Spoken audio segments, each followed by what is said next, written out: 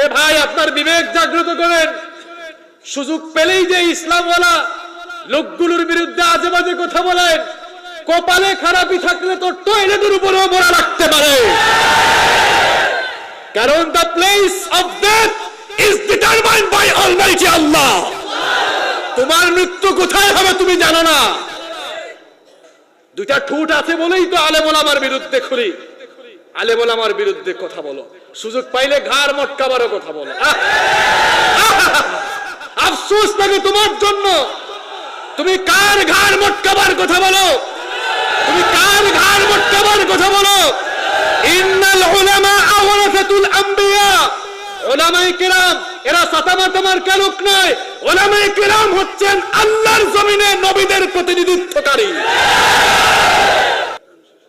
ঠিক আছে, আপনাদের সময় শেষ হয়ে গিয়েছে। ওয়া আখির দাওয়াল আলামিন। আমরা এখন মোনাজাতে চলে যাব। আপনাদের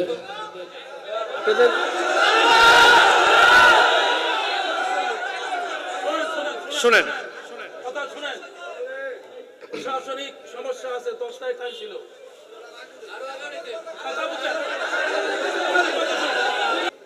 10টায় যদি সময়, 10টা পর্যন্ত সময় যদি থাকতো তাহলে আপনারা আমাকে 9টার আগে উঠাতেন। তো এইরকম করে আমিও আসলে এরকম জানলে আমি নিজেই আসতাম না মাহফিলে। বুঝতে পেরেছেন? বসেন, আমি অনেক কষ্ট করে। বসেন প্রিয় ভাইরা, উশৃঙ্খলতা করবেন না, বসেন। আল্লাহুম্মা আমিন, আল্লাহুম্মা আমিন। রব্বানা যালামনা আনফুসানা ইল্লাম তাগফির লানা ওয়া তারহামনা লানাকুনান্না মিনাল খাসিরিন। প্রিয় ভাইরা বসেন, বসেন, বসেন। প্রিয় ভাইরা, প্রিয় ভাইরা বসেন। আপনাদের নেতৃবৃন্দ বসে আছেন, তাদেরকে সম্মান করেন। বসেন প্রিয় ভাইরা, বসেন, বসেন। আমরা চালাই বসেন।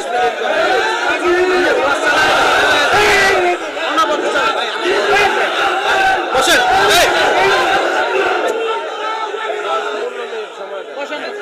ভাই একটু মাইক বন্ধ রাখেন। প্রিয় ভাইয়েরা, আপনারা যে সচেতন মানুষ, সেই সচেতনতার বহিঃপ্রকাশ ঘটান। এভাবে যে উশৃঙ্খলতা করছেন এটা ঠিক না। বসেন প্রিয় ভাইয়েরা, বসেন। কর্তৃপক্ষ বলেছেন বসেন, কর্তৃপক্ষ অনুমতি দিয়েছেন। বসেন, বসেন।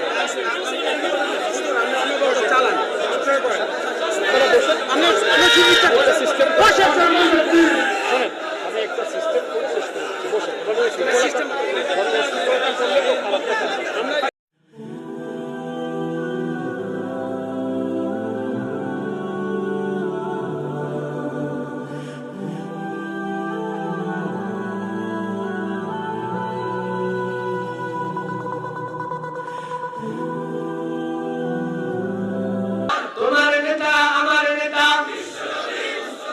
বিশ্বনবী মুস্তাফা, প্রধান বক্তার আগমন, প্রধান বক্তার আগমন, নারায়ে তাকবীর, নারায়ে তাকবীর, আল্লাহু আকবার। প্রধান বক্তার আগমন, হাসিবুর রহমান সাহেবের আগমন, সিদ্ধা মাদ্রাসার পক্ষ থেকে, সিদ্ধাবাসীর পক্ষ থেকে প্রধান বক্তার আগমন, নারায়ে তাকবীর, নারায়ে তাকবীর, প্রধান বক্তার আগমন। আসসালামু আলাইকুম ওয়া রাহমাতুল্লাহি ওয়া বারাকাতুহু। ইন্নাল হামদালিল্লাহ, ইন্নাল হামদালিল্লাহিল্লাযী বিনি'মাতিহি তাতিম্মুস সালিহাত, الذي علم القرآن خلق الإنسان وكرم وعلمه من البيان ما لم يعلم فسبحان الذي لا يحصى امتنانه باللسان ولا بالقلم نستغفره ونتوب إليه ونشهد أن لا إله إلا الله وحده لا شريك له ونشهد أن سيدنا وسندنا وحبيبنا وطبيبنا وطبيب أرواحنا محمدًا عبد الله ورسوله أرسله بالحق بشيرا ونذيرا وداعيا إلى الله بإذنه وسراجا وقمرا منيرا أما بعد فقد قال الله تعالى في كلامه المجيد وفي فرقانه الحميد أعوذ بالله من الشيطان الرجيم بسم الله الرحمن الرحيم إن الله وملائكته يصلون على النبي يا أيها الذين آمنوا صلوا عليه وسلموا تسليما اللهم صل على محمد وعلى آل محمد كما صليت على إبراهيم وعلى آل إبراهيم إنك حميد مجيد اللهم بارك على محمد وعلى آل محمد كما باركت على إبراهيم وعلى آل إبراهيم إنك حميد مجيد ربي زدني علما ربي زدني علما ربي اشرح لي صدري ويسر لي أمري واحلل عقدة من لساني يفقه قولي سبحانك لا علم لنا إلا ما علمتنا إنك أنت العليم الحكيم صدق الله العظيم আল্লাহ আল্লাহ তুমি জাল্লে জালালহ শেষ করা তো যায় না গেয়ে তোমার গুণগান আল্লাহ আল্লাহ তুমি জাল্লে জালালহ শেষ করা তো যায় না গেয়ে তোমার গুণগান তুমি কাদের গফফার তুমি জলিল জব্বার তুমি কাদের গফফার তুমি জলিল জব্বার অনন্ত অসীম তুমি রহিম রহমান আল্লাহু আল্লাহু তুমি জাল্লে জালালহু শেষ করা তো যায় না গেয়ে তোমার গুণগান। আল্লাহু আল্লাহু তুমি মাটির আদমকে প্রথম সৃষ্টি করিয়া ঘোষণা করিয়া দিলে শ্রেষ্ঠ বলিয়া।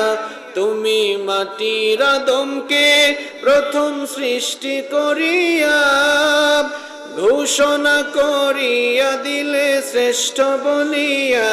তাই নূরের ফেরেশতা করে আদমকে সেজদা, ও তাই নূরের ফেরেশতা করে আদমকে সেজদা।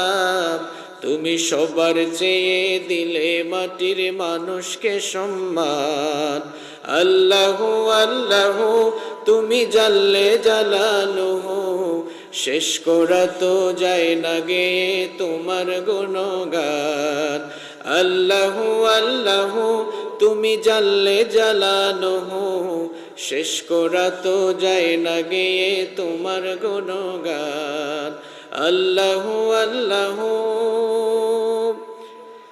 শিশু মুসা নবীরে যখন দুশ্মনেরই ডরে সিন্ধুকে ভরিয়া দিলে ভাষায় সাগরে। শিশু মুসা নবীরে যখন দুশ্মনেরই ডরে সিন্ধুকে ভরিয়া দিলে ভাষায় সাগরে। প্রাণে ছিল যাহার ভয় সেথায় পেল সে আশ্রয়। প্রাণে ছিল যাহার ভয় সেথায় পেল সে আশ্রয়।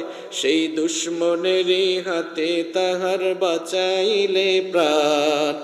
আল্লাহু আল্লাহু তুমি জাল্লে জালালুহু, শেষ করা তো যায় না গেয়ে তোমার গুণগান। আল্লাহু আল্লাহু তুমি জাল্লে জালালুহু, শেষ করা তো যায় না গেয়ে তোমার গুণগান। আল্লাহু আল্লাহু করেন আলহামদুলিল্লাহ। বাংলাদেশের অন্যতম সুপরিচিত শরীয়তপুর জেলার ঐতিহ্যবাহী জামুদ্রা উপজেলার সিদ্ধা হাফেজিয়া মাদ্রাসার উদ্যোগে আজকের এই ৪৮তম বার্ষিক তাফসীরুল কোরআন মাহফিল। আলহামদুলিল্লাহ। এই কথা বলার আর কোনো অবকাশ রাখে না। দল মত নির্বিশেষে এই অঞ্চলের মানুষ কোরআন পাগল, কোরআন প্রেমিক, সেটা আর বলার কোনো অবকাশ রাখে না। কারণ এক একটি বছর করে আপনারা আজ ৪৮তম বছরে পদার্পণ করেছেন। এখান থেকেই বোঝা যাচ্ছে এই এলাকার প্রত্যেকটি মানুষ দল মত নির্বিশেষে কোরআনের মাহফিলের বেলায়, ইসলামের বেলায় তারা একই প্ল্যাটফর্মে থাকে, ঠিক কিনা? এটি অত্যন্ত ভালো একটি নজির গোটা দেশের জন্য। আমি খুবই খুশি হয়েছি।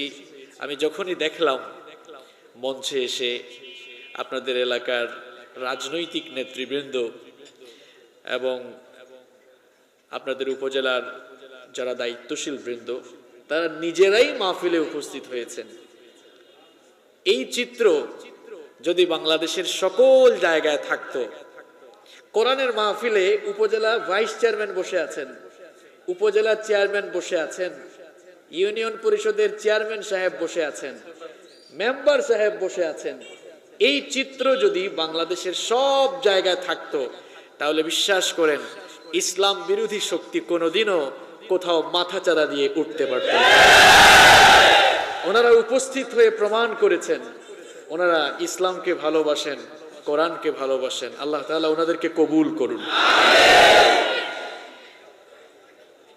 আজকের এই মাহফিলের মুহতারাম শ্রদ্ধাভাজন সভাপতি, বিশিষ্ট আলেম দ্বীন, সিদ্ধা হাফেজিয়া মাদ্রাসার সম্মানিত সভাপতি জনাব আলহাজ মাওলানা মোহাম্মদ মুস্তফা সাহেব, আতালাল্লাহু উমরাহু ওয়া বারাকাল্লাহু ফি হায়াতিহি। আমরা সবাই বলি আমিন। আজকের মাহফিলে প্রধান অতিথি হিসেবে উপস্থিত থাকার কথা ছিল, হয়তো ব্যস্ততার কারণে তিনি থাকতে পারেননি। শরীয়তপুর 3 আসনের মাননীয় সংসদ সদস্য, উনি আব্দুর রাজ্জাক সাহেবের ছেলে, তাই না? মাশাআল্লাহ। মরহুম আব্দুর রাজ্জাক সাহেবের সুযোগ্য সন্তান, আপনাদের এলাকার গণমানুষের প্রিয় ব্যক্তিত্ব, জননন্দিত জননেতা আলহাজ নাহিম রাজ্জাক সাহেব, আল্লাহ তাআলা উনাকে ইসলামের জন্য কবুল করুন। বিশেষ অতিথি হিসাবে উপস্থিত থাকার কথা ছিল উপজেলা পরিষদের স্বনামধন্য চেয়ারম্যান জনাব মোহাম্মদ আলমগীর হোসেন মাঝি। তিনি ব্যক্তিগত ব্যস্ততার কারণে, আমি শুনেছি অসুস্থতার কারণে দেশের বাহিরে আছেন। আমরা এই মাহফিল থেকে দোয়া করছি আল্লাহ তাআলা যেন ওনাকে শিফায়ে আজিলা এবং কামিলা নসিব করে দেন। আজকের মাহফিলে বিশেষ অতিথি হিসাবে উপস্থিত হয়েছেন এবং আমার পূর্বে খুব চমৎকার করে, অত্যন্ত গুছিয়ে সুন্দর করে বক্তব্য রেখেছেন আপনাদের এলাকার কৃতি সন্তান, আপনাদেরই গর্ব, আপনাদের উপজেলা পরিষদের স্বনামধন্য সুযোগ্য ভাইস চেয়ারম্যান, অত্র এলাকার গণমানুষের প্রিয় ব্যক্তিত্ব, জননন্দিত জননেতা জনাব আব্দুর রশিদ গোলন্দাজ সাহেব। এবং সবচেয়ে বড় কথা হলো আল্লাহ তাআলা ওনাকে অনেক টাকা পয়সা দিয়েছেন। টাকা পয়সা দেওয়া, ওনার 1 মাসের টাকা উনি দিয়েছেন। এই টাকা পয়সা দেওয়ার চেয়েও সবচেয়ে বড় কথা, ব্যস্ততা ফেলে রেখে তিনি কোরআনের মাহফিলে এসেছেন, এটাই সবচেয়ে বড়, ঠিক কিনা? আমরা ওনার জন্য দোয়া করছি আল্লাহ তাআলা ওনাকে ইসলামের জন্য, কোরআনের জন্য কবুল করুন। জনগণের একনিষ্ঠ খাদেম হিসাবে আল্লাহ যেন তাকে কবুল করেন। উপস্থিত আছেন সিদ্ধা ইউনিয়ন পরিষদের স্বনামধন্য সুযোগ্য চেয়ারম্যান জনাব আলহাজ আলাউদ্দিন আমিন সাহেব। আল্লাহ তাআলা আপনাদের ইউনিয়ন পরিষদের চেয়ারম্যান সাহেবকেও কবুল করুন। অনেক দায়িত্ব ওনার উপরে। আমি এসে শুনলাম যে 1 গ্রাম 1 ইউনিয়ন, তাই না? মাশাআল্লাহ, একই মৌজা, তাই না? তো অনেক দায়িত্ব ওনার উপরে। আসলে আল্লাহ তাআলা ওনার সেই দায়িত্ব যথাযথভাবে আঞ্জাম দেওয়ার তৌফিক যেন তাকে দান করেন। উপস্থিত আছেন আপনাদের অত্র ওয়ার্ডের সম্মানিত মেম্বার সাহেব। এখানে নাম নেই, এরকম বহু মানুষ মঞ্চে বসে আছেন যারা আপনাদের এলাকার অত্যন্ত শ্রদ্ধাভাজন ব্যক্তিত্ব। মঞ্চে উপস্থিত আছেন সম্মানিত উলামায়ে কেরাম, বিভিন্ন রাজনৈতিক দলের সম্মানিত নেতৃবৃন্দ, সামাজিক নেতৃবৃন্দ। আমার সামনে বসা অত্র এলাকার পার্শ্ববর্তী এবং দূরদূরান্ত থেকে আগত আল্লাহর দ্বীন প্রেমী, কোরআন প্রেমী, সর্বস্তরের তাওহীদি জনতা, আমার প্রাণ প্রিয় কলিজার টুকরা যুবক আর তরুণ ভাইয়েরা, স্কুল, কলেজ, ইউনিভার্সিটি এবং বিভিন্ন মাদ্রাসা পড়ুয়া আমার প্রাণ প্রিয় মেধাবী ছাত্র ভাইয়েরা, উপস্থিত জাতির বিবেক সম্মানিত সাংবাদিক বৃন্দ, মহিলা প্যান্ডেল থেকে এবং ঘরে বসে পর্দা সহকারে যারা শুনছেন, আমার শ্রদ্ধেয়া সম্মানিতা মা এবং বোনেরা, প্রাণ প্রিয় সিদ্ধাবাসী, সম্মানিত ড্যামুড্ডাবাসী, প্রাণ প্রিয় শরীয়তপুরবাসী, আপনারা সবাই কেমন আছেন? আলহামদুলিল্লাহ, আল্লাহর রহমতে আমিও অনেক ভালো আছি।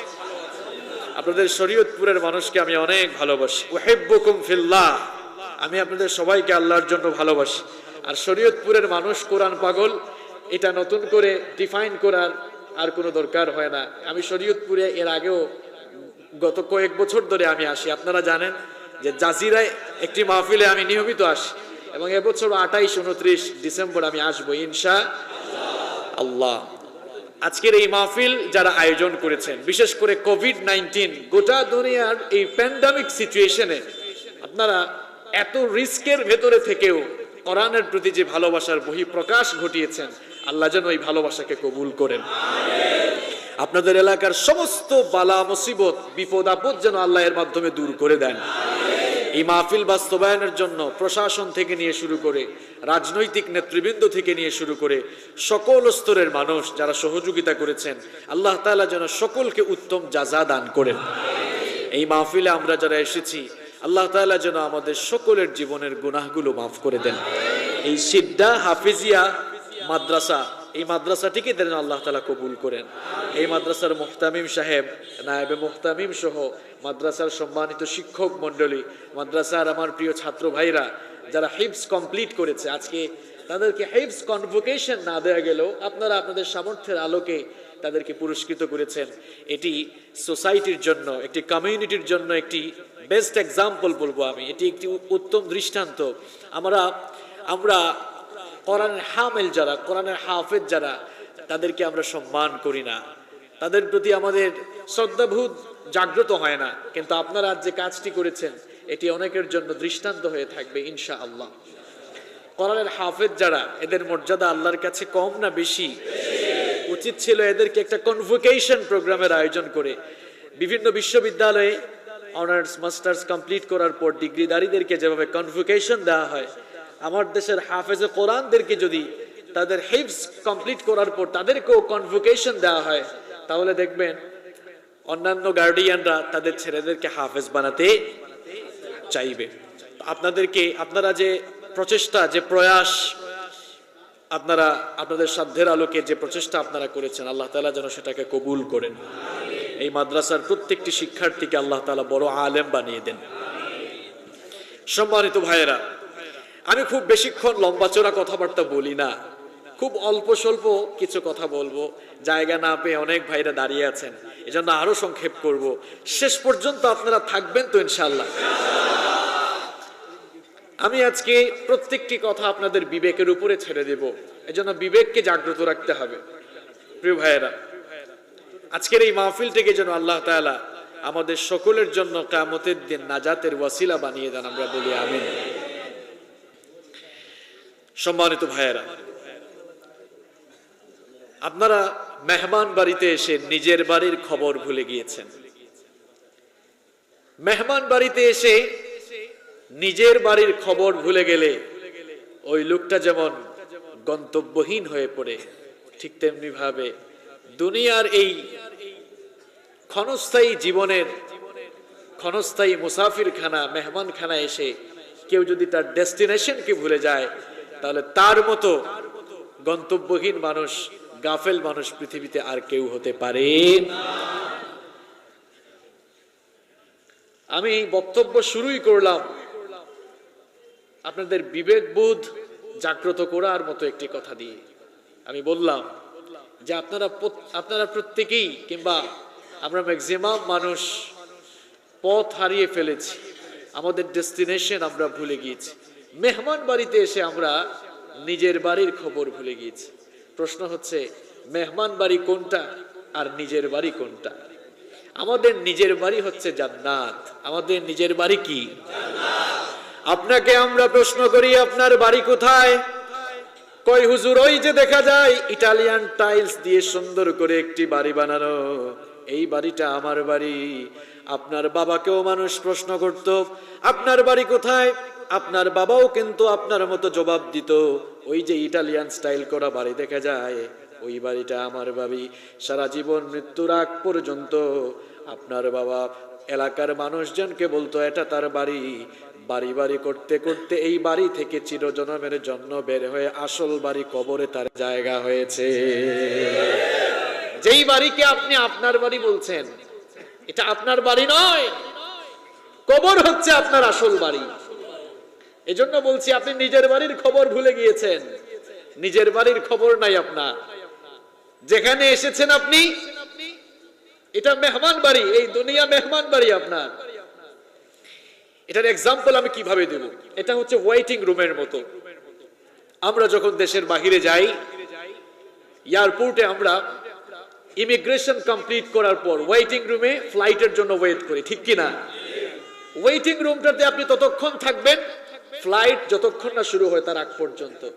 প্রিয় ভাইয়েরা, ফ্লাইট শুরু হওয়ার আগ পর্যন্ত ওয়েটিং রুমে আপনি যেভাবে খুব কম সময়ের জন্য থাকেন, বিশ্বাস করেন এই দুনিয়াটা আপনার জন্য ওয়েটিং রুম। এই ওয়েটিং রুমে আপনি বসে আছেন, কখন যে আপনার ফ্লাইট চলে আসবে আপনি নিজেও কিন্তু জানেন।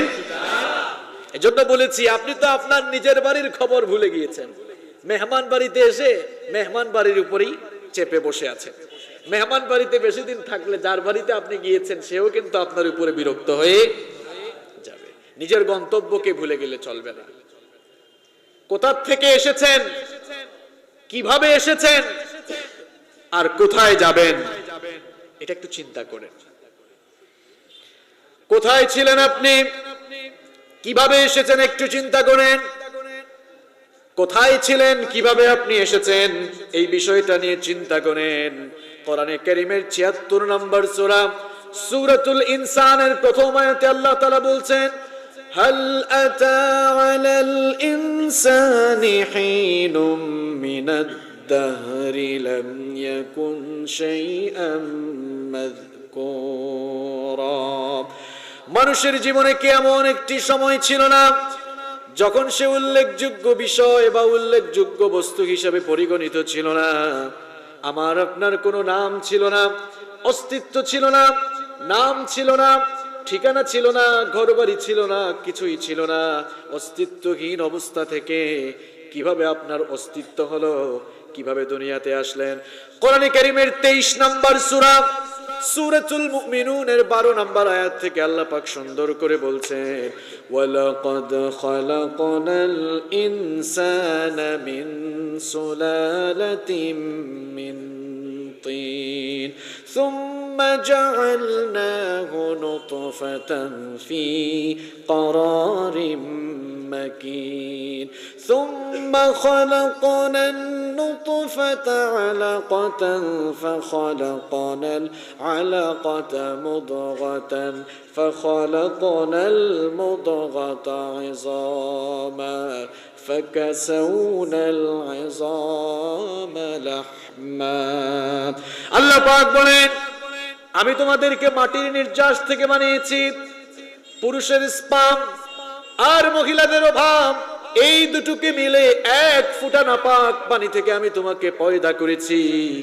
এমন নাপাক পানি, যেই নাপাক পানি বের হলেই মানুষের উপরে গোসল ফরজ হয়ে যায়, সেই রকম এক ফোঁটা নাপাক পানি থেকে তোমার পয়দা হয়েছে। কিসের এত বাহাদুরি করেন? টাকা পয়সা, ক্ষমতা, প্রভাব আর প্রতিপত্তির এত বাহাদুরি আপনার, অথচ এক ফোঁটা নাপাক পানি থেকে আপনার অস্তিত্ব এসেছে। যেই নাপাক পানি বের হয়ে গেলে মানুষের উপরে গোসল ফরজ হয়ে যায়, ওই নাপাক পানি থেকে আল্লাহ বলছেন, আমি তোমাকে পয়দা করেছি। পুরুষের স্পাম আর মহিলাদের অভাব, এই দুটোকে মিলে এক ফোঁটা নাপাক পানি আমি তোমার মায়ের গর্ভের ভেতরে সুরক্ষিত জায়গার ভেতরে আমি রেখে দিলাম। অতঃপর সেই নাপাক পানি ফোঁটাকে আমি জমাট বাঁধা রক্তে পরিণত করলাম। অতঃপর সেই জমাট বাঁধা রক্তকে গোশতের পিণ্ড বানালাম। তারপরে সেই গোশতের পিণ্ডকে বড় একটা হাড্ডিতে রূপান্তর করলাম। অতঃপর আমি সেই হাড্ডির উপরে গোশতের পোশাক পরিয়ে দিয়ে তোমাকে সুন্দর একটি স্ট্রাকচার দিলাম। মাথা দিলাম, কান দিলাম, চক্ষু দিলাম, নাক দিলাম, ঠোঁট দিলাম, হাত দিলাম, পা দিলাম, সুন্দর একটা স্ট্রাকচার দিয়ে তোমার মায়ের গর্ভের ভেতরে আমি তোমাকে সৃষ্টি করলাম। এরপরে সেখানে রূহ ফুঁকে দিলাম। তারপরে সেখানে আমি তোমাকে একটি সুনির্দিষ্ট সময় পর্যন্ত রেখে দিলাম। 9 মাস 10 মাস যখন হয়ে যায়,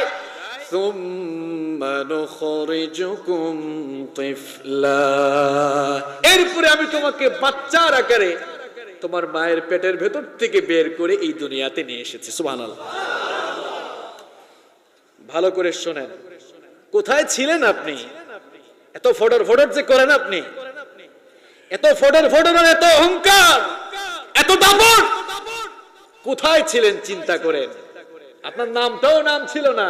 আমি এম হাসিবুর রহমান, আমার নাম এম হাসিবুর রহমান ছিল না, কিছুই ছিলাম না। আমি এক ফোঁটা নাপাক পানি থেকে আমাকে আপনাকে পয়দা করেছেন কে? এই যে মানব সৃষ্টির এই ফর্মুলা, বিজ্ঞানীরা এর নাম দিয়েছেন হিউম্যান এমব্রায়োলজি, অর্থাৎ মায়ের পেটে ভ্রূণতত্ত্বের বিকাশ। এটা নিয়ে বিজ্ঞানীরা রিসার্চ করে কত বিজ্ঞানী যে মুসলমান হয়েছে, কারণ মানব সৃষ্টির এই ফর্মুলা নিয়ে গবেষণা করে মাত্র কয়েক বছর আগে তারা হিউম্যান এমব্রায়োলজির যে ধারণা গোটা দুনিয়ার মানুষের সামনে তুলে ধরেছে। হিউম্যান এমব্রায়োলজির এই সায়েন্টিফিক ধারণা আল্লাহ তাআলা 1500 বছর আগে কোরআনে কারিমে দিয়েছেন। আল্লাহু আকবার। আমার যুবক আর তরুণ ভাইয়েরা, তোমরা এই কোরআনকে কি মনে করো? It's a scientific book. এটা হচ্ছে একটি সায়েন্টিফিক কিতাব তোমার জন্য। It's the source of knowledge and science. এটি জ্ঞান বিজ্ঞানের উৎস। আল্লাহ পাক বলেন, এভাবে অস্তিত্বহীনতা থেকে আমি তোমাকে অস্তিত্ব দান করলাম, দুনিয়াকে আমি তোমাকে নিয়ে আসলাম। দুনিয়ায় আসার পর এই দুনিয়াতে তুমি চিরদিন থাকবা এমন চিন্তা করো না, কারণ তোমার পূর্ববর্তী কোনো মানুষ দুনিয়াতে চিরদিন থাকতে পারে? কেউ থাকতে পারে নাই, তুমিও থাকতে পারবা না। এবার তোমার ডেস্টিনেশন শোনো, সুম্মা ইন্নাকুম বাদা যালিকা লামাইয়িতুন, এরপরে তোমাদেরকে মরে যেতে হবে। দেখেন কোথা থেকে কিভাবে আসলেন, আবার কোথায় যাবেন সব বলে দিচ্ছি। দুনিয়াতে আপনি আসলেন, যেই হায়াত আপনাকে দেওয়া হলো ওই নির্দিষ্ট হায়াত শেষ হয়ে যাওয়ার পর আলামে বারজাখ, বারজাখের জীবন বা কবরের জীবনে প্রবেশ করবেন। ওই কবরের জীবনেও আপনি চিরকাল থাকবেন না। ডে অফ রিসারেকশন, পুনরুত্থান দিবসের আগ পর্যন্ত কবরে অবস্থান করবেন। এরপরে সুম্মা ইন্নাকুম ইয়াউমাল কিয়ামাতি তুবাসুন, তারপরে পুনরুত্থান দিবসে কবর থেকে তোমাদেরকে উঠাবেন কে? এবার যা বললাম এর সংক্ষিপ্ত একটা সামারি বলি আপনাদেরকে। আমরা যারা মানুষ আছি, আমরা আসলে এক এক করে 4টি জগৎ থেকে ইন্তেকাল করে ফাইনাল জগতে যাই। কয়টা জগৎ? আর যে জগতে যাই সেটা সহ 5টা। আমাদের জন্য 5টি জগৎ রয়েছে। আমরা এখন 3 নাম্বার জগতে আছি। প্রথম জগৎ ছিল আলমে আরওয়াহ, রূহের জগৎ। আমরা প্রত্যেকেই কিন্তু রূহের জগতে ছিলাম, ঠিক কি না? রূহের জগৎ থেকে ইন্তেকাল করে, ইন্তেকাল আরবি শব্দ, কোনো মানুষ মারা গেলে আপনারা বলেন না যে অমুক ইন্তেকাল করেছেন। ইন্তেকাল শব্দের অর্থ হচ্ছে স্থানান্তর হওয়া, এক জায়গা থেকে আরেক জায়গায় যাওয়া। রূহের জগৎ থেকে ইন্তেকাল করে আমরা 2 নাম্বার জগতে এসেছি, আলমে আরহাম, মায়ের পেটের জগতে। সেখানে আমরা 9 মাস কিংবা 10 মাস অবস্থান করার পর আমরা আসলাম এই দুনিয়ার জিন্দেগিতে। এখানেও থাকবো না, এখান থেকে আমরা ইন্তেকাল করে চলে যাব আলমে বারজাখ, কবরের জীবনে। কবরের জীবনেও চিরকাল থাকবো না, ইন্তেকাল করে সেখান থেকে চলে যাব ইয়াউমাল কিয়ামাহ, কিয়ামতের দিনে, কিয়ামতের দিবসে, হাসরের ময়দানে আমাদেরকে একত্রিত করবেন কে? প্রিয় ভাইয়েরা, তাহলে বুঝে থাকলে এবার জবাব দেন তো, আমাদের জন্য জগৎ রয়েছে কয়টা? আমরা এখন কয় নাম্বার জগতে আছি? মাশাআল্লাহ, শরীয়তপুরের মানুষ সুশিক্ষিত এবং সচেতন, তার বহিঃপ্রকাশ কিন্তু এই প্রাণবন্ত রেসপন্সের মাধ্যমে পাওয়া যাচ্ছে, আলহামদুলিল্লাহ। তাহলে আমাদের জন্য যে 5টি জগৎ রয়েছে, সেই 5টি জগতের মধ্যে কয় নাম্বার জগতে আমরা আছি? ফেলে এসেছি কয়টা? সামনে আছে কয়টা? কি এই দুনিয়াতে আপনি আছেন মনে করছেন এখানেই থেকে যাবেন? নো, পৃথিবীতে যতগুলো সত্য রয়েছে তার মধ্যে সর্বাপেক্ষা বস্তুনিষ্ঠ, অলঙ্ঘনীয়, অনিবার্য মহাসত্যের নাম হচ্ছে মৃত্যু। এই মৃত্যু থেকে কেউ পালিয়ে বাঁচতে পারবে? মৃত্যুর মাধ্যমে আপনার বাহাদুরি শেষ হয়ে যাবে, সবকিছু আপনার শেষ হয়ে যাবে। আখেরাতের অনন্ত অসীম জীবনের যাত্রা সূচিত হবে। মৃত্যুর 8টি বৈশিষ্ট্য রয়েছে। মৃত্যুর কয়টি বৈশিষ্ট্য রয়েছে? 8টি বৈশিষ্ট্য রয়েছে। আমি আপনাদেরকে আলোচনা শুধু শোনায় ছাড়বো না, আজকে মুখস্থ করায় ছাড়বো ইনশাআল্লাহ। মৃত্যুর কয়টি বৈশিষ্ট্য রয়েছে? 8টি বৈশিষ্ট্য রয়েছে। নাম্বার 1, 1 নাম্বার হচ্ছে every soul will take the test of death. প্রত্যেকটি প্রাণসত্তাকেই মৃত্যুর স্বাদ ভোগ করতে হবে। যাদের মধ্যে প্রাণ আছে তারাই মৃত্যুর স্বাদ গ্রহণ করতেই হবে। মানুষ যেন মৃত্যুর কথা বলে না যায়, মানুষ যেন মৃত্যু থেকে গাফেল হয়ে না যায়। এজন্য কোরআনে কারীমের 3টি সূরায়, ভিন্ন 3টি সূরার ভিন্ন ভিন্ন 3টি আয়াতে এই কথা আল্লাহ 3 বার বলেছেন, কুল্লু নাফসিন যায়িকাতুল মাউত, everyone will take the test of that. প্রত্যেকটি প্রাণসত্তাকেই মৃত্যুর স্বাদ আস্বাদন করতে।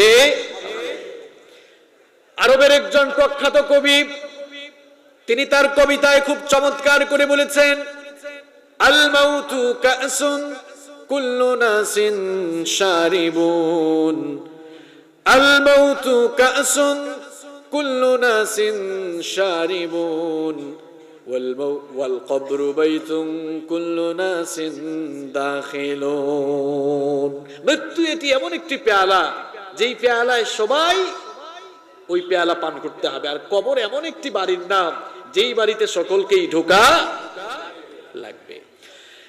মাঝে মাঝে আপনারা মসজিদের মাইক থেকে ঘোষণা শুনেন, এলান শুনেন, অমুক এলাকার অমুক লোক দুনিয়া থেকে বিদায় হয়েছে। মাঝে মাঝে আপনারা কত জানাজায় অংশগ্রহণ করেন, কত মানুষকে দাফন করেন। এই রকম করে কত মানুষের মৃত্যুর খবর শুনতে শুনতে এমন একটি সময় আসবে যখন আপনার মৃত্যুর খবর মাইক দিয়ে ঘোষণা করে সবাইকে শোনানো হবে, ঠিক কিনা? কত মানুষের জানাজায় আপনারা যান, কত মানুষের জানাজায় আপনারা শরীক হন। এমন একটা সময় আসবে, এত সুন্দর সুন্দর কাপড় আপনি পরেন, এই সুন্দর সুন্দর কাপড়গুলোকে আপনার ঘরে রেখে সাদা কাফন আপনার গায়ে পরিয়ে খাটিয়ায় করে আপনাকে জানাজার জন্য নিয়ে গিয়ে মানুষ আপনার জানাজা দিবে। এই কথাগুলো কি বাস্তব না অবাস্তব? এগুলো আপনাদেরকে মনে করিয়ে দিচ্ছি। আহা, এত দুনিয়া প্রেমিক হয়ে গেলেন আপনারা। ওই যে বলছিলাম, আলোচনা শুরু করলাম কি দিয়ে? মেহমান বাড়িতে এসে আপনারা নিজের বাড়ির খবর ভুলে গিয়েছেন। মৃত্যুর 1 নম্বর বৈশিষ্ট্য হচ্ছে এটি আপনার কাছে আসবে, এর স্বাদ আপনাকে ভোগ করতেই। মৃত্যুর 2 নম্বর বৈশিষ্ট্য হচ্ছে no one can escape from death. এই মৃত্যু থেকে পালিয়ে কেউ বাঁচতে পারবে। খুব সুন্দর বাড়ি, প্রেসিডেন্ট হয়েছে, তার কাছে যেতে হলে কত প্রবেশ পথ পাড়ি দিতে হয়, কত বডিগার্ড, কত সিকিউরিটি গার্ড। কিন্তু মৃত্যু কি এসব বডিগার্ড আর সিকিউরিটি গার্ড মানে নাকি? কোন মৃত্যু থেকে পালিয়ে কেউ বাঁচতে পারবে না। কোরআনে কারীমের 4 নম্বর সূরা সূরাতুন নিসা এর 78 নম্বর আয়াতে আল্লাহ পাক সুন্দর করে বলছেন, আইনামা তাকুনু ইউদরিকুমুল মাউত ওয়ালাউ কুনতুম ফি বুরুজিম মুশাইয়াদা। যেখানেই থাকো না কেন, যেই জায়গায় যাও না কেন, যেই অবস্থায় থাকো না কেন, এমনকি মৃত্যু থেকে বাঁচার জন্য যদি কোনো উঁচু টিলায় অবস্থান না, আর যদি মনে করো মৃত্যু তোমাকে পাবে না, এমন চিন্তা করে কোনো লাভ নাই। অবশ্যই অবশ্যই মৃত্যুর সঙ্গে মুলাকাত করতে হবে। কোরআনে কারীমের 62 নম্বর সূরা সূরাতুল জুমুআ এর 8 নম্বর আয়াতে আল্লাহ পাক আরো সুন্দর করে বলছেন, قل إن الموت الذي تفرون منه فإنه ملاقيكم ثم تردون إلى عالم الغيب والشهادة فينبئكم بما كنتم تعملون। আরবের বিখ্যাত কবি জুহাইর, তিনি তার কবিতায় খুব চমৎকার কয়েকটি লাইন লিখেছেন, যেই লাইনগুলো এই আয়াতের অনুবাদ হয়ে গিয়েছে। তিনি খুব চমৎকার করে বলেছেন, ওয়ামান হাবা আসবাবাল মানায়া ইয়ানালনাহু ওয়ামান হাবা আসবাবাল মানায়া ইয়ানালনাহু ওয়া ইয়রকা আসবাবাস সামাআ বিসুল্লামি। কবি খুব চমৎকার করে বলছেন, মরণ থেকে পালাও তুমি, সেই মরণ তোমায় লইবে গিরি, যদিও সুদূর আকাশ পানে লোকাও সেথায় লাগিয়ে সিঁড়ি। এই মহারোগের ঔষধ নাই, এই মহারোগের চিকিৎসক নাই, নাই সেই ঔষধ জগতে। খুঁজিয়া কাতর হইলে কি হবে, পারিবে না তারে ফিরাতে।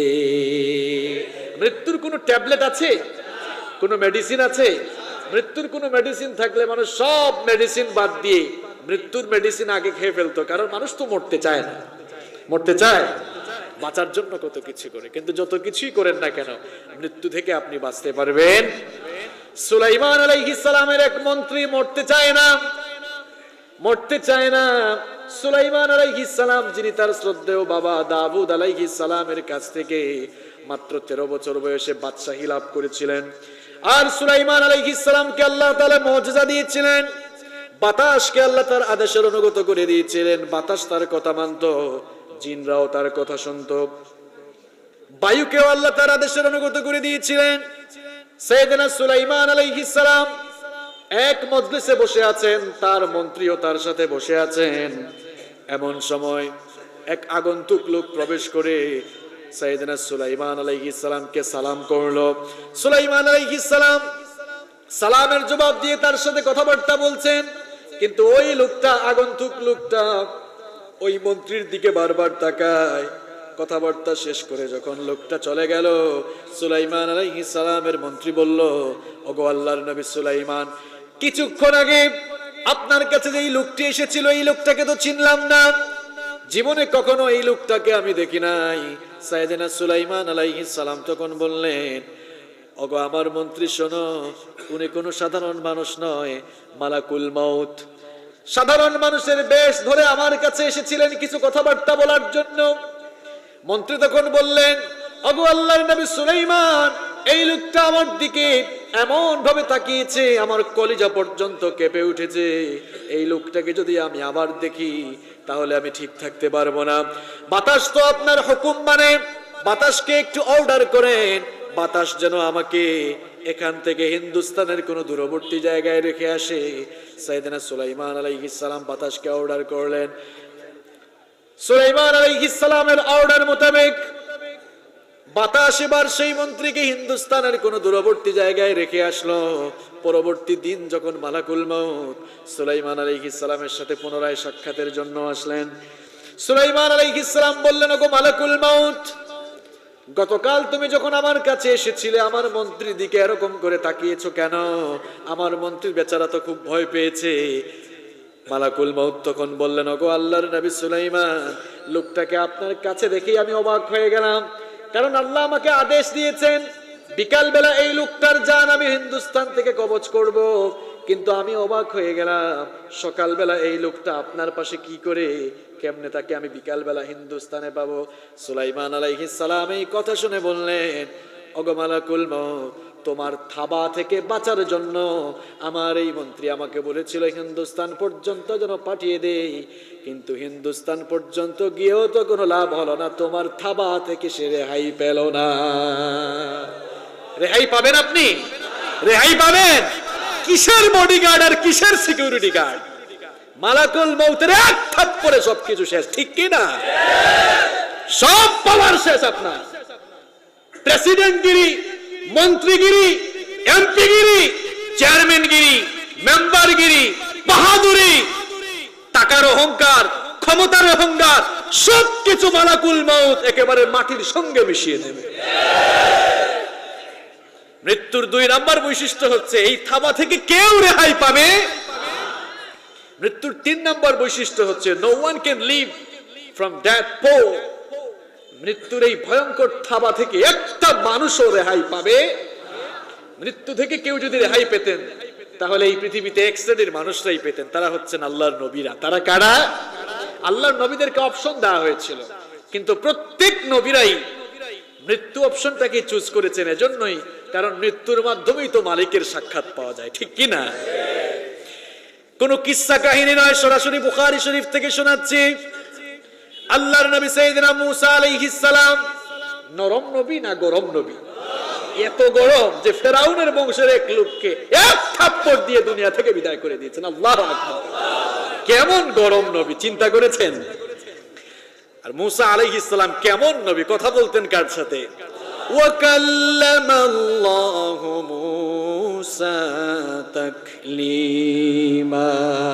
মূসা আলাইহিস সালামের সাথে কথা বলতেন কে?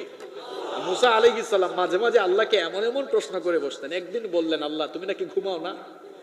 দেখেছেন প্রশ্ন? আল্লাহ বললেন, না আমি তো ঘুমাই না। মূসা আলাইহিস সালাম বললেন, এটা কেমনে সম্ভব? আমরা তো কাজ করলে ক্লান্ত হয়ে যাই। এই যে আমি আজকে চট্টগ্রাম থেকে আসলাম, আসার পথে গাড়িতে কয়েকবার কিন্তু ঝিমানি আসছে, ঘুম আসছে, আপনাদেরও আসে তাই না? কাজ করলে একটু ক্লান্তি ভাব আসে। মূসা আলাইহিস সালাম ভাবলেন, আমাদের ঘুম আসে, তোমার ঘুম আসে না, তুমি থাকো কেমনে না ঘুমায়া?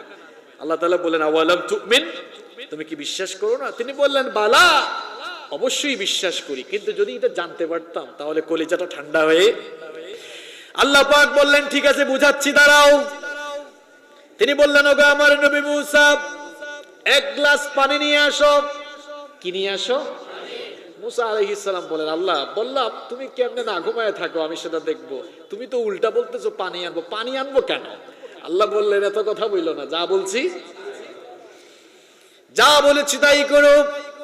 এক গ্লাস পানি নিয়ে আসো। সাইয়েদনা মূসা আলাইহিস সালাম এবার পানির গ্লাস নিয়ে আসলেন। আল্লাহ পাক বললেন, পানির এই গ্লাস নিয়ে দাঁড়িয়ে থাকো। মূসা আলাইহিস সালাম এবার পানির গ্লাস নিয়ে দাঁড়িয়ে আছেন। আল্লাহ পাক এবার ঘুমকে অর্ডার করলেন, ঘুম তুমি মূসাকে টাইট করে ধরো। ঘুমের মালিক কে? মূসারও মালিক কে? আল্লাহ পাক ঘুমকে অর্ডার করলেন, ঘুম মূসাকে টাইট করে ধরো। মূসা আলাইহিস সালাম যখন কিছুক্ষণ পানির গ্লাস নিয়ে দাঁড়িয়ে রইলেন, বেশ কিছুক্ষণ যাওয়ার পর তন্দ্রা তন্দ্রা জীবাণু জীবাণু ভাব আসলো। জীবাণু জীবাণু ভাব আসলে হাত থেকে অনেক সময় হাতের জিনিস পড়ে যায়, এরকম হয় কিনা? দেখবেন যুবক ছেলেরা রাতের বেলা শুয়ে শুয়ে ফেসবুক চালায়। ফেসবুক চালাইতে যাইতে ঘুম আসে, ফোন তার নাকের উপরে পড়ে। ঝিমাইতে ঝিমাইতে কি করবে? এই ফেসবুকেই তার যৌবন চলে যাচ্ছে এখন, ঠিক কি না? আমার ঠিকও হয়, দেখছেন কি ভদ্র, স্বীকার করে নেয়। মূসা আলাইহিস সালাম পানির গ্লাস নিয়ে দাঁড়িয়ে আছেন। তন্দ্রা তন্দ্রা ঝিমানো ঝিমানো ভাব যখন আসলো, পানির গ্লাসটা পড়ে ভেঙে গেল, বিকট শব্দ হলো। তিনি ভয় পেয়ে গেলেন, মনে মনে চিন্তা করলেন, আমাকে তো আল্লাহ তাআলা অর্ডার করেছিলেন পানির গ্লাস নিয়ে দাঁড়াবার জন্য, কিন্তু পানির গ্লাসটা তো আমার হাত থেকে পড়ে গেল, আল্লাহর আদেশটা অমান্য হয়ে গেল। তিনি শঙ্কিত হয়ে গেলেন, বিচলিত হয়ে গেলেন। আল্লাহ তাআলা বললেন, ওগো আমার নবী মূসা, বিচলিত হওয়ার কোনো কারণ নাই, কারণ সবকিছু হয়েছে কার অর্ডার মতো? আল্লাহ তাআলা বললেন, আমি তোমাকে বুঝাতে চাইলাম, সামান্য একটা পানির গ্লাস নিয়ে অল্প কিছুক্ষণ তুমি দাঁড়িয়ে থাকতে পারলে না। ঘুম আসার কারণে, তন্দ্রা আসার কারণে হাত থেকে পানির গ্লাস পড়ে ভেঙে গেল।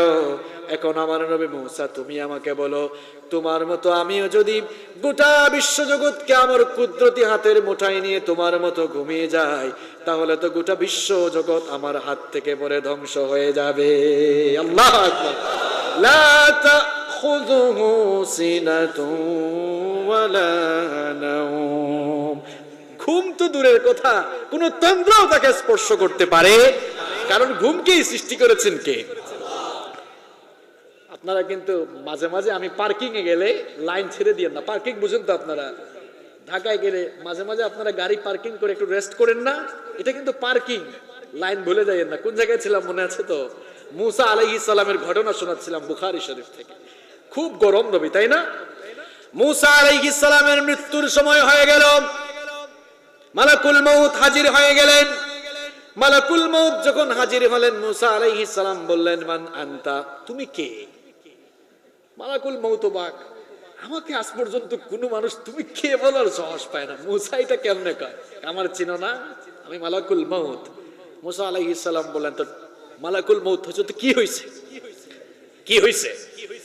বলল, আমি তো আপনার জান কবজের জন্য এসেছি। আচ্ছা তাই, আসো। কাছে আসছে, এক থাপ্পড় দিয়েছে, চোখের উপরে থাপ্পড় দিলেন, চক্ষু বের হয়ে গিয়েছে। আল্লাহু আকবার। কেমন রাগী নবী, চিন্তা করেছেন? মালাকুল মাউত এক থাপ্পড় খাইয়া আল্লাহর কাছে গিয়ে অভিযোগ করছে, ওগো আল্লাহ, এমন এক ব্যক্তির কাছে আমাকে পাঠিয়েছো, আরসালতানি ইলা আব্দুল্লাহ ইউরিদুল মাউত। বুখারীর বর্ণনা, ওগো আল্লাহ, আমাকে এমন এক লোকের কাছে পাঠিয়েছো যেই লোকটা মরতে চায় না। গিয়েছিলাম তার জান কবজ করার জন্য, উল্টা সে আমার জান কবজ করে ফেলতে চায়। গিয়েছি তার জান কবজ করতে, উল্টা আমাকেই মেরে ফেলতে চায়। আল্লাহ তাআলা বললেন, আমার নবী মূসা কি চায়? ঘটনা তিনি শোনালেন। আল্লাহ তাআলা মালাকুল মউতকে অর্ডার করলেন, তুমি আবার যাও আমার নবী মূসা আলাইহিস সালামের কাছে, তাকে গিয়ে বলো, তিনি যদি আরো হায়াত চান, তিনি যেন একটি ষাঁড়ের পিঠের উপরে হাত বুলান। তিনি যখন হাত বুলাবেন, তার হাত দিয়ে তিনি যতগুলো লোম ঢাকতে পারবেন, প্রত্যেকটি লোমের পরিবর্তে এক এক বছর করে আল্লাহ তাকে হায়াত বাড়িয়ে দিবেন। মালাকুল মউত এই পয়গাম এসে মূসা আলাইহিস সালামের কাছে পৌঁছালেন। মূসা আলাইহিস সালাম বললেন, আচ্ছা মালাকুল মউত, বুঝলাম যে আমাকে হায়াত বাড়িয়ে দেওয়া হবে, কিন্তু এই হায়াত যখন শেষ হয়ে যাবে তখন কি হবে? মালাকুল মউত বললেন, মৃত্যু তো হবে, মরতে হবে আপনাকে।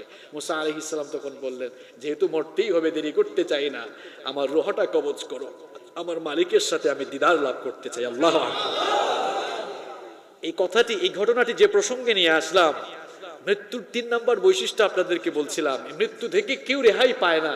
যদি কেউ রেহাই পেতেন, চাইলে নবীরা পেতে পারতেন, কিন্তু তারাই এই মৃত্যু থেকে রেহাই পেতে চান। মৃত্যুর 4 নম্বর বৈশিষ্ট্য হচ্ছে the time of death is determined by Almighty Allah and it doesn't come with anyone's permission. মৃত্যু এটিকে নির্ধারণ করে দিয়েছেন কে? মৃত্যুর সময় নির্ধারণ করে দিয়েছেন আল্লাহ তাআলা। মৃত্যু কারো অনুমতি নিয়ে আসে না। আপনার ঘরে কেউ আসলে দরজা নক করে, আসতে পারি, পারমিশন চায় না, কিন্তু মালাকুল মউত কি আসার আগে আপনাকে বলবে এই যে আমি আসবো আপনার কাছে, কি এরকম বলবে? কোনো পারমিশন নাই। মালাকুল মউত কারো কাছে পারমিশন নিয়ে আসে, আর মৃত্যুর সময় যখন চলে আসবে 1 সেকেন্ড এদিক ওদিক হবে। কোরআনে কারীমের 7 নম্বর সূরা সূরাতুল আরাফের 34 নম্বর আয়াতে আল্লাহ পাক সুন্দর করে বলছেন ওয়ালিকুল্লি উম্মাতিন আজাল ফাইযা জাআ আজালুহুম লা ইস্তাখিরুনা সাআতান ওয়া লা ইস্তাকদিমুন। আল্লাহ পাক বলেন সকলের জন্যই অবকাশের একটি সময় নির্ধারিত রয়েছে। সেই অবকাশের সময় যখন ফুরিয়ে যাবে, মৃত্যুর সময় যখন চলে আসবে, 1 সেকেন্ড এদিক যাবে না ওদিকও যাবে না, একেবারে যথা সময়ে মালাকুল মাউত তোমার সাথে সাক্ষাৎ করবে। বলেছেন কে? মৃত্যুর 5 নম্বর বৈশিষ্ট্য হচ্ছে the place of death is determined by Almighty Allah. মৃত্যুর জায়গাটিকেও নির্ধারণ করে দিয়েছেন কে? এ ভাই, আপনার বিবেক জাগ্রত করেন। সুযোগ পেলেই যে ইসলামওয়ালা লোকগুলোর বিরুদ্ধে আজে বাজে কথা বলেন, কপালে খারাপই থাকলে তো টয়লেটের উপরেও মোড়া রাখতে পারে। কারণ the place of death is determined by Almighty Allah. তোমার মৃত্যু কোথায় হবে তুমি জানো না। 2টা ঠোঁট আছে বলেই তো আলেম ওলামার বিরুদ্ধে খুলি, আলেম ওলামার বিরুদ্ধে কথা বলো, সুযোগ পাইলে ঘাড় মটকাবারও কথা বলো। আফসোস থাকে তোমার জন্য। তুমি কার ঘাড় মটকাবার কথা বলো? তুমি কার ঘাড় মটকাবার কথা বলো? ইন্নাল উলামা আওরাসাতুল আম্বিয়া। উলামায়ে কেরাম এরা সাতামাতামার কালুক নয়। উলামায়ে কেরাম হচ্ছেন আল্লাহর জমিনে নবীদের প্রতিনিধিত্বকারী। তুমি কাকে কি বলো? তুমি টের পাও না এখনো? তুমি দাড়িওয়ালা লোকগুলোকে বলো জুতা মারো তালে তালে, তুমি তো ব্যক্তির গালে জুতা মারো না। আরে তুমি তো আমার নবীর সুন্নতের গালে জুতা মারছো।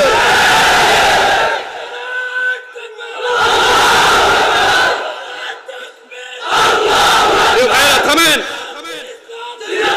থামেন, থামেন, থামেন, কথা বলতে দেন। প্রিয় ভাইরা, মৃত্যুকে ভুলে গেলে চলবে না। The place of death is determined by Almighty. মৃত্যুকে স্মরণ রাখতে হবে। আর উলামায়ে কেরামের মর্যাদা কেমন শুনে। বিশ্বনবী সাল্লাল্লাহু আলাইহি ওয়াসাল্লাম বলেছেন ইন্নাল উলামা ওয়ারাসাতুল আম্বিয়া। আল্লাহর নবী বলেছেন আমার পরে নবুয়তের দরজা বন্ধ হয়ে যাবে, কিন্তু নবীগণের ওয়ারিস হিসেবে নবীওয়ালা কাজ যারা আঞ্জাম দিবে এরা হচ্ছে উলামা। আমার নবী আর বলেছেন এই দুনিয়ায় সকল মানুষের উপরে আল্লাহ তাআলা আমাকে যেমন শ্রেষ্ঠত্ব দিয়েছেন, সাধারণ মানুষের উপরে আলেমদেরকে আল্লাহ সেরকম শ্রেষ্ঠত্ব দিয়েছেন।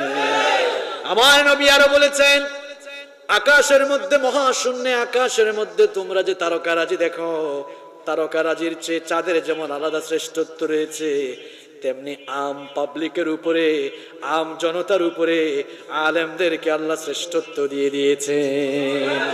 সেই আলেমদেরকে যারা কদর করবে তারা তো নবীদেরকেই কদর করে, ঠিক কি না? আল্লাহ তাআলা আলেমদের মর্যাদা বুঝার তৌফিক আমাদেরকে দাও। প্রিয় ভাইয়েরা, তাহলে যেই কথা বলছিলাম, মৃত্যুর 5 নম্বর বৈশিষ্ট্য হচ্ছে the place of death is determined by Almighty Allah. মৃত্যুর জায়গাটিও নির্ধারণ করে দিয়েছেন কে? আমি কোথায় মারা যাব, আপনি কোথায় মারা যাবেন, আমরা কে কোন জায়গায় কিভাবে মারা যাব আমরা কিন্তু কেউ জানি না। জানেন কে? হয়তো আমাদের মধ্যে কেউ আমরা মারা যাব হসপিটালে, কেউ মারা যেতে পারি অ্যাক্সিডেন্টে, কেউ মারা যেতে পারি পানিতে পড়ে, কেউ কোভিড-19-এও মারা যেতে পারি। কে কিভাবে মরবো আমরা কেউ জানি? কথা বলেন, আমরা কেউ জানি? কার মৃত্যু কোথায় হবে আমরা কেউ জানি না। কোরআনে কারীমের 31 নম্বর সূরা সূরা লুকমানের 34 নম্বর আয়াতের শেষাংশে আল্লাহ পাক সুন্দর করে বলছেন, ওয়া মা তাদরি নাফসুম বিআইয়ি আরদিন তামুত ইন্নাল্লাহা আলীমুন খাবীর। আল্লাহ পাক বলেন কেউ জানে না, কেউ জানে না তার মৃত্যু কোথায় হবে। কারো মৃত্যু হয়তো কোভিড-19 হতে পারে, কারো মৃত্যু হয়তো রোড অ্যাক্সিডেন্টও হতে পারে, কারো মৃত্যু হয়তো গু খেয়ে খেয়েও হতে পারে, কারো মৃত্যু হয়তো আবার আগুনে পুড়েও হতে পারে, আবার কারো মৃত্যু হয়তো জুতার বাড়ি খেয়ে খেয়েও হতে পারে। জুতার বাড়ি খেয়েছে, জুতার বাড়ি খেয়ে মরেছিল নমরুদ। নমরুদের নাম শুনেছেন আপনারা? জুতার বাড়ি খাইতে খাইতে দুনিয়া থেকে কে কিভাবে যাবে কেউ জানে না। জানেন কে? ইজ্জতের সাথে যদি আমরা মরতে চাই তাহলে আল্লাহর দ্বীনের পথে থাকার দরকার আছে না নাই? কারণ দ্বীনপন্থী লোকগুলোর ইজ্জত বাড়িয়ে দেন কে? আল্লাহ আমাদের সবাইকে তুমি দ্বীনের জন্য কবুল করো। মৃত্যুর 6 নম্বর বৈশিষ্ট্য হচ্ছে Almighty Allah creates the need at the place of death. যে জায়গায় আপনার মৃত্যু হবে ওই জায়গায় একটা প্রয়োজন সৃষ্টি করে দেন কে? আপনার মৃত্যু লেখা আছে সিঙ্গাপুরের মাউন্ট এলিজাবেথে। যতক্ষণ না মাউন্ট এলিজাবেথে যাবেন ততক্ষণ কিন্তু মৃত্যু হবে না। ওই জায়গায় আল্লাহ প্রয়োজন সৃষ্টি করে দিবেন। আপনার মৃত্যু যদি ঢাকায় লেখা থাকে, ঢাকায় যাওয়ার আগ পর্যন্ত মৃত্যু হবে না। অর্থাৎ যেই জায়গায় মৃত্যু লেখা হয়েছে ওই জায়গায় যাওয়ার জন্য আল্লাহ একটি প্রয়োজন আপনার সৃষ্টি করে দিবেন। মৃত্যুর 7 নম্বর বৈশিষ্ট্য হচ্ছে the decision of death. The decision of death is determined by Almighty Allah. মৃত্যুর সিদ্ধান্ত এটি জমিন থেকে আসে না, এটি কোথা থেকে আসে? মৃত্যুর ফয়সালা জমিনে হয় না, মৃত্যুর ফয়সালা হয় কোথায়? এটি আমার কথা নয়। কোরআনে কারীমের 3 নম্বর সূরা সূরা আলে ইমরানের 145 নম্বর আয়াতে আল্লাহ তাআলা বলছেন, وَمَا كَانَ لِنَفْسٍ أَن تَمُوتَ إِلَّا بِإِذْنِ اللَّهِ كِتَابًا مُؤَجَّلًا।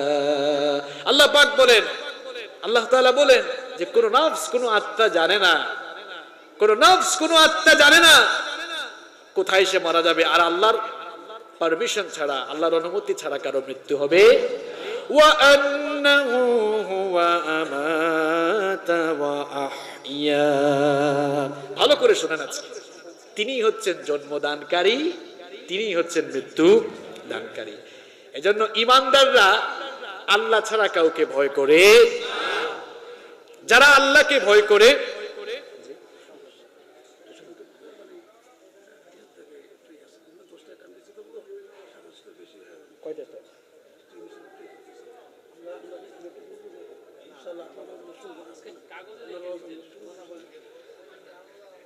বুঝি নাই, আবার বলে আপনাদের টাইম শেষ হয়ে গিয়েছে।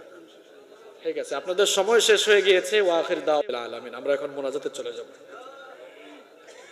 আপনাদের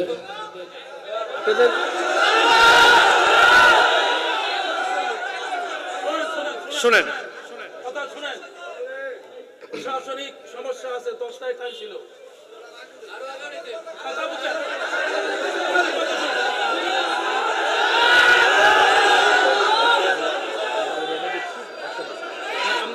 শুনেন শুনেন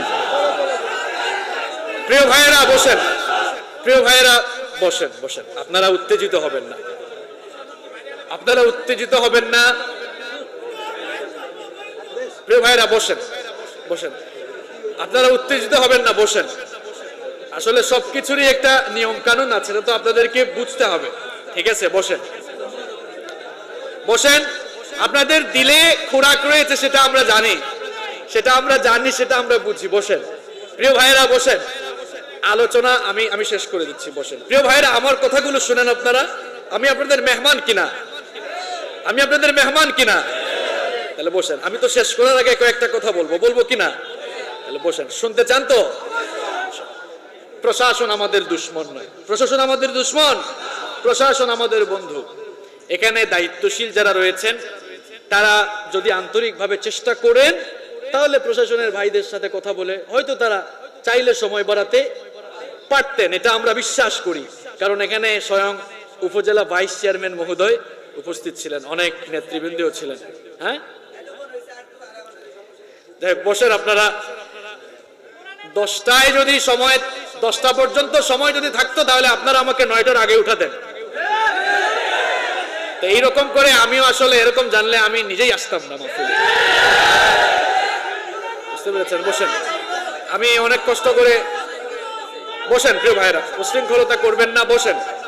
আল্লাহুম্মা আমিন, আল্লাহুম্মা আমিন। ربنا ظلمنا أنفسنا إن لم تغفر لنا وترحمنا لنكونن من الخاسرين। প্রিয় ভাইরা বসেন, বসেন, বসেন।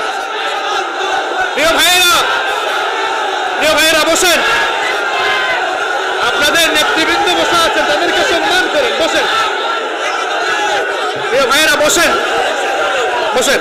আমরা চালাই বসেন।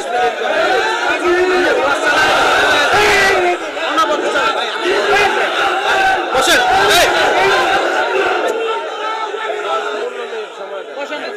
ভাই একটু মাইক বন্ধ রাখেন।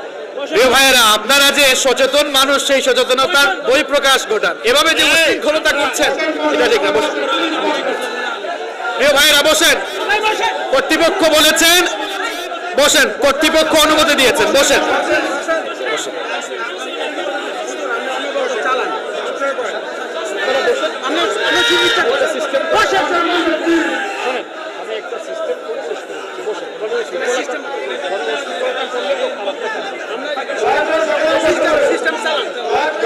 বসেন,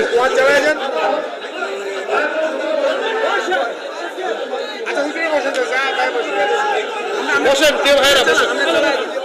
প্রিয় ভাইরা বসেন, একটু জিকির করেন। লা ইলাহা ইল্লাল্লাহ, লা ইলাহা ইল্লাল্লাহ, সুবহানাল্লাহ ওয়ালহামদুলিল্লাহ, লা ইলাহা ইল্লাল্লাহ, লা ইলাহা, সুবহানাল্লাহ ওয়ালহামদুলিল্লাহ।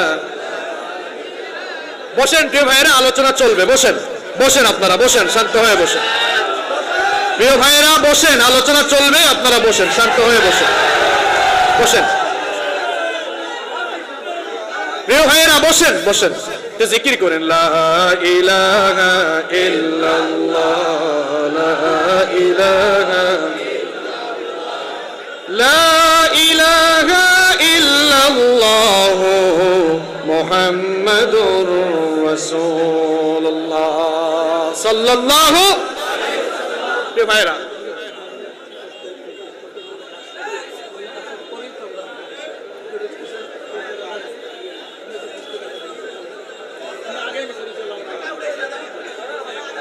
প্রিয় ভাইরা বসেন। আপনাদের শরীয়তপুরে আমরা এসেছি, 12-14 লক্ষ মানুষকে কন্ট্রোল করতে পেরেছি। আপনারা তো এখানে 8-10 হাজার লোক হবেন। বসেন, বসেন প্রিয় ভাইরা, বসেন, উত্তেজিত হবেন না। বসেন আপনারা, বসেন, বসেন, বসেন প্রিয় ভাইরা। তাইলে আমরা মৃত্যুর 7 নম্বর বৈশিষ্ট্য বলছিলাম যে মৃত্যুর এই ফয়সালাটি আসে কার পক্ষ থেকে? মৃত্যুর ফয়সালা জমিনে হয় না, মৃত্যুর ফয়সালা হয় কোথায়? এজন্য ঈমানদাররা আল্লাহ ছাড়া আর কাউকে ভয় করে না। এজন্যই ভয় করে না, যারা আল্লাহ তাআলাকে ভয় করে গোটা দুনিয়া তাদেরকে ভয় করে। আর যারা দুনিয়ার অমুক তমুককে ভয় করে, এরা সব সময় মরার আগ পর্যন্তই কলিজায় ভয় নিয়ে থাকে। আর যারা আল্লাহকে ভয় করে, গোটা দুনিয়া তাদেরকে ভয় করে। যাদের হৃদয়ে আছে আল্লাহর ভয়, তারা কভু পথ ভুলে যায় না। আল্লাহর প্রেম ছাড়া এই দুনিয়ায় কারো কাছে কোনো কিছু চাই না, কারো কাছে কোনো কিছু চাই না। রাতের আধারে যারা সেজদাতে রায়, দু চোখের শ্রুতে নদী যেন বয়, রাতের আধারে যারা সেজদাতে রয়, দু চোখের শ্রুতে নদী যেন বয়, ছলনার হাত ছানি যত আসুক পেছনে ফিরেও তাকায় না, পেছনে ফিরেও তাকায় না। যাদের হৃদয়ে আছে আল্লাহর ভয়, তারা কবু পথ ভুলে যায় না।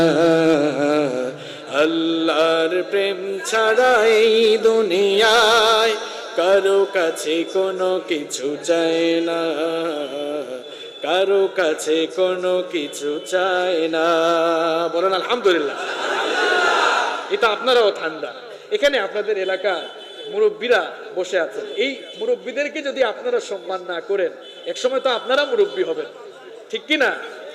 তখন তো আপনাদেরকেও কেউ সম্মান করবে না। প্রিয় ভাইয়েরা, পরিস্থিতি বুঝতে হবে আপনাদেরকে। এই যে আপনারা বসে গিয়েছেন, এখন আমাদের শেষ করতেও সুন্দর হবে ইনশাআল্লাহ। প্রশাসনের ভাইয়েরা আমাদের দুশ্মন নয়, আপনারা বিশ্বাস করেন কিনা জানি না। প্রশাসনের অনেক ভাইয়েরা আমাদের খুব ভক্ত, সারাদিন আমাদের ওয়াজ শুনে। আমি বহু জায়গায় গিয়েছি, অনেক রিস্কি জায়গায়, তারা আমাকে পথ, রাতের বেলা তারা নিজেরা টহল দিয়ে দিয়ে ইয়ে করেছে। এটা শুধু আমার ক্ষেত্রে, বহু উলামায়ে কেরামের ক্ষেত্রে এমনটা হয়েছে। প্রশাসনের ভাইয়েরা কখনো মাহফিল বন্ধ করে না। আপনারা জানেন, মাহফিল বন্ধ করা প্রশাসনের লোকদেরকে আমরা শিখাই। প্রশাসনের ভাইরা কখনো মাহফিল বন্ধ করে না। গত পরশুদিন আমার একটা মাহফিল বন্ধ হয়েছে। ওসি সাহেব আমাকে ফোন করে বললেন, হুজুর খুব অবাক লাগে, আপনাদের মতোই টুপিওয়ালা মানুষরা মাহফিল বন্ধের জন্য আমাদের কাছে ফোন করে। ওসি সাহেব আমার একনিষ্ঠ ভক্ত এবং তিনি আমার পেছনে নামাজও পড়েন। আর কি বলতাম, আর বেশি এক্সাম্পল দেওয়া মনে হয় বাকি থাকে। আকলমান লোকদেরকে ইশারা মারলেই চলে। প্রশাসনের ভাইয়েরা আমাদের দুশ্মন নয়, তারাও কোরআন শুনে, তারাও নামাজ পড়ে।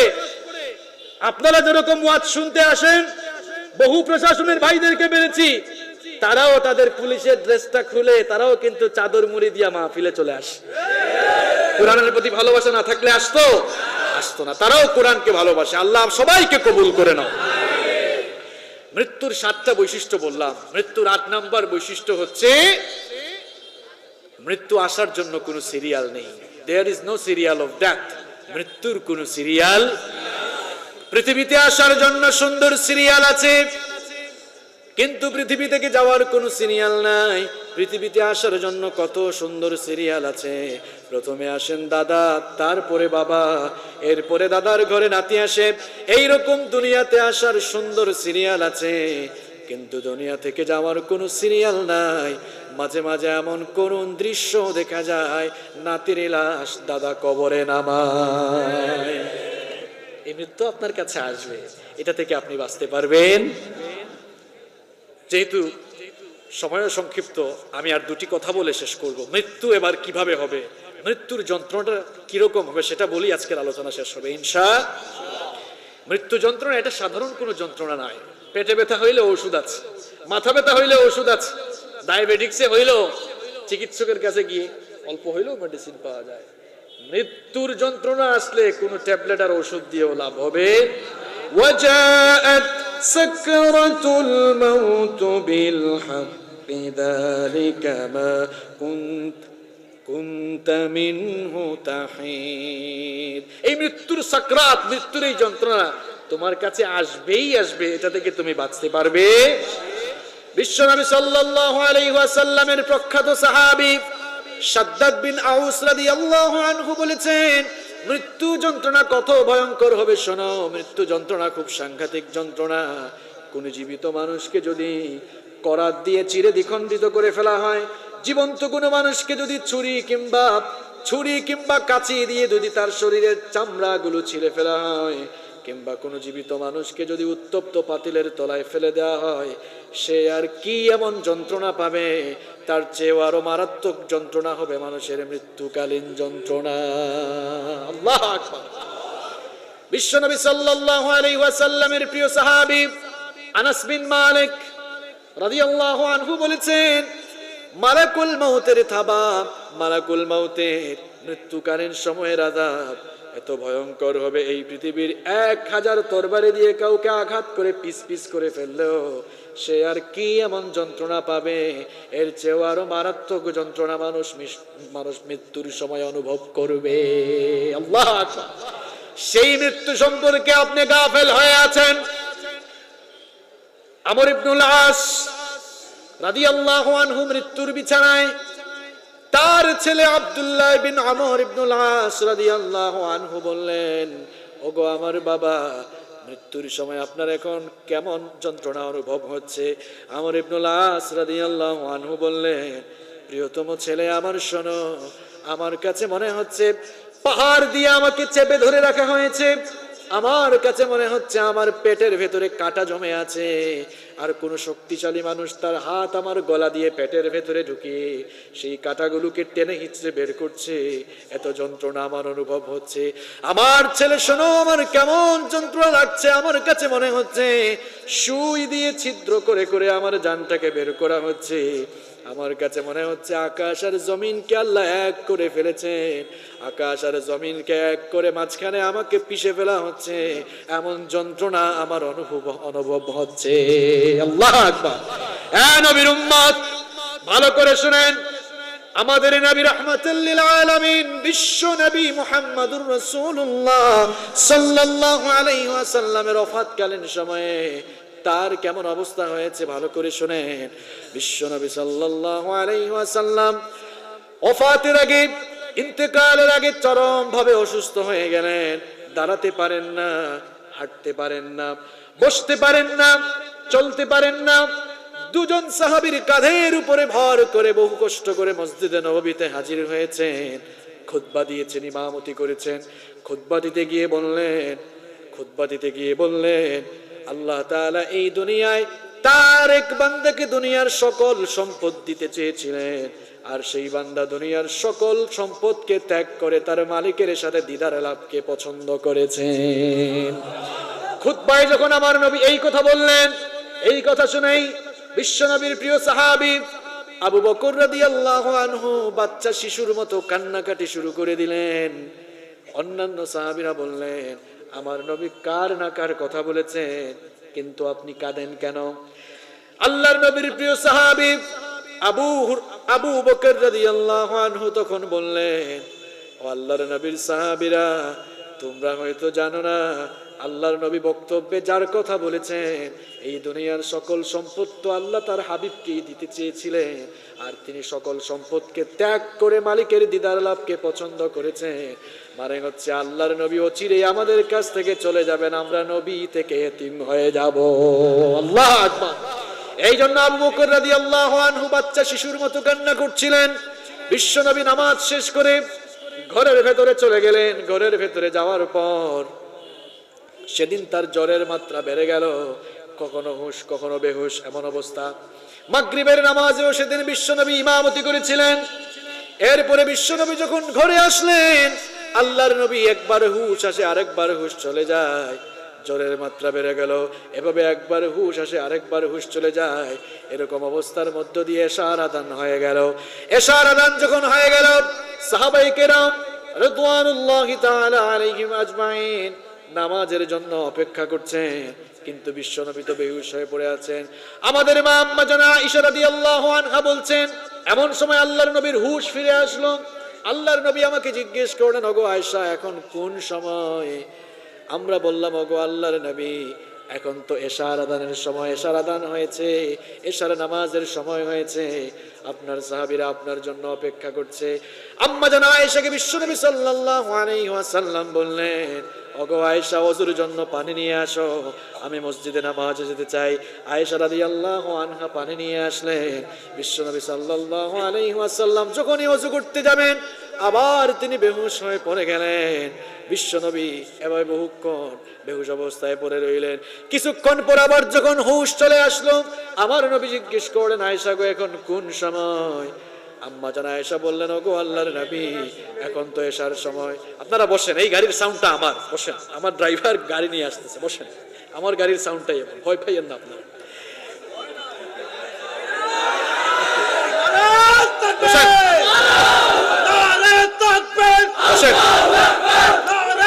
বসেন প্রিয় ভাইরা, আপনারা তো সুন্দর একটা মুড আপনারা নষ্ট করে দিলেন, খুব সুন্দর একটা মুড নষ্ট করে দিলেন আপনারা।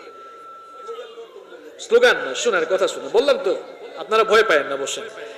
প্রিয় ভাইরা, আল্লাহর নবী আম্মা জান আয়েশা রাদিয়াল্লাহু আনহাকে জিজ্ঞেস করলেন, ওগো আয়েশা এখন কোন সময়? আম্মা জান আয়েশা রাদিয়াল্লাহু আনহা বললেন, ওগো আল্লাহর নবী সাহাবীরা অপেক্ষা করছে। আল্লাহর নবী বললেন, তাড়াতাড়ি অজুর পানি নিয়ে আসো। অজুর পানি নিয়ে আসা হলো। আল্লাহর নবী এবার অজু করে যখনই দাঁড়াতে যাবেন, আবার যখন বেহুশ হয়ে পড়ে যাচ্ছেন এমন অবস্থা, আমার নবী বুঝতে পারলেন আর তিনি গিয়ে ইমামতি করতে পারবেন না। আমার নবী তখন বললেন, ওগো আয়েশা সাহাবীদেরকে জানিয়ে দাও আমি আর আজকে ইমামতি করতে পারবো না। আমার সাহাবী আবু বকর যেন আমার জায়নামাজে দাঁড়িয়ে যায়। সাইয়েদনা আবু বকর রাদিয়াল্লাহু আনহু তখন জায়নামাজে দাঁড়ালেন। মসজিদে নববীতে এশার জামাত শুরু হয়ে গেল। সাইয়েদনা আবু বকর রাদিয়াল্লাহু আনহুর ইমামতিতে যখন নামাজ শুরু হয়ে গেল, নামাজ যখন শুরু হয়ে গেল, সাহাবায়ে কেরাম পেছন থেকে কান্নাকাটি এমন ভাবে শুরু করেছেন, কারণ সকলের মধ্যে এই অনুভূতি জাগ্রত হয়েছে, নবীজির জায়নামাজে যেহেতু আবু বকর দাঁড়িয়ে গিয়েছেন, বিশ্ব নবীর পেছনে নামাজ পড়া থেকে আমরা জীবনের জন্য মাহরুম হয়ে গেলাম। আল্লাহু আকবার। এমন সময় আমার নবীর হুঁশ ফিরে আসলো। আমার নবী বললেন, ওগো আয়েশা আমার সাহাবীরা কি নামাজ এখনো পড়ে নাই নাকি? আম্মা জান আয়েশা রাদিয়াল্লাহু আনহা বললেন, ওগো আল্লাহর নবী সাহাবায়ে কেরাম আপনার জন্য বহুক্ষণ অপেক্ষা করার পর তারা এখন নামাজে দাঁড়িয়েছে। এই কথা শুনে বিশ্বনবী সাল্লাল্লাহু আলাইহি ওয়াসাল্লাম আম্মা জান আয়েশা রাদিয়াল্লাহু আনহাকে বললেন, মসজিদে নববীর দিকের দরজাটা খুলে দাও, জানালাটা খুলে দাও, নামাজের দৃশ্যটা আমি দেখতে চাই। মসজিদে নববীর দরজা জানালা যখন খুলে দেওয়া হলো, আমার নবী সাল্লাল্লাহু আলাইহি ওয়াসাল্লাম সেই দৃশ্য অবলোকন করে, সেই দৃশ্য দেখে চোখের পানি ছেড়ে দিলেন। আমার নবীকে প্রশ্ন করা হলো, ওগো আল্লাহর নবী আপনি কাঁদেন কেন? আপনার চোখে পানি কেন? বিশ্ব নবী সাল্লাল্লাহু আলাইহি ওয়াসাল্লাম তখন বললেন, আয়েশা গো এটা কোনো দুঃখের পানি নয়, বরং এটা হলো আনন্দের পানি। এই নামাজের জন্য সারা জীবন আমি দাওয়াত দিয়েছি। নামাজের এই সুন্দর চিত্র দেখে আমার কাছে আজ এটা মনে হচ্ছে, এই অনুভূতি জাগ্রত হয়েছে, আমি না থাকলেও আমার অনুপস্থিতিতে আমার উম্মতের লোকেরা এভাবে কিয়ামত পর্যন্ত জামাতে নামাজ আদায় করবে। সুবহানাল্লাহ। যেই নবী নামাজের ব্যাপারে এমন কথা বলে গিয়েছেন মৃত্যুর আগ পর্যন্ত, সেই উম্মত এখন নামাজ ছেড়ে দেয়, আজান হলে আর মসজিদে আসে না। প্রিয় ভাইয়েরা, আমার নবী দুনিয়া থেকে বিদায় হওয়ার আগেও যেই কথাটি বলে গিয়েছিলেন, আসসালাত ওয়া মা মালাকাত আইমানুকুম, আমার উম্মতের লোকেরা নামাজ ছেড়ে দিও।